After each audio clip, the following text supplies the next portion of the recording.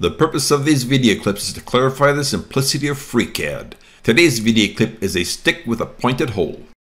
To start this project, we create a file to store the contents. File, New, File, Save As, Stick with a pointed hole. Create body, Sketch, Isometric, XY plane, OK. Create rectangle, click, click, right-click to release. Sketch fillet. Click, click, click, click, click, click, click, click, right-click to release. Constrain radius. Click on arc, 0.1 inches. Click, 0.1 inches. Click, 0.1 inches. Click, 0.1 inches. Right-click to release. Click on opposite corner arc centers. Click on the XY axis center. Constrain symmetrical. Now it is symmetrical. Click rectangle points. Constrain vertical, 0.25 inches. Select rectangle points. Constrain horizontal, 4 inches. Fit all. Close. Pad. Pad equals 0.125 inches. OK. Click face. Fillet. 0.01 inches. OK. Bottom view.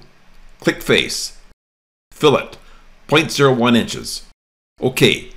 Fit all. Isometric. Additive cone. Fit all. XY plane. Front view.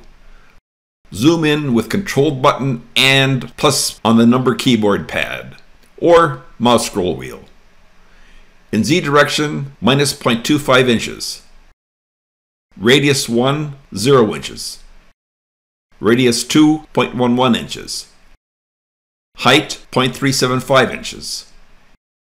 In X direction, 1.85 inches. OK. Rename cone to cone outside. Subtractive cone. Isometric. Fit all. XY plane. Front view. Zoom in. In Z direction, minus 0.2 inches. Radius 1, 0 inches.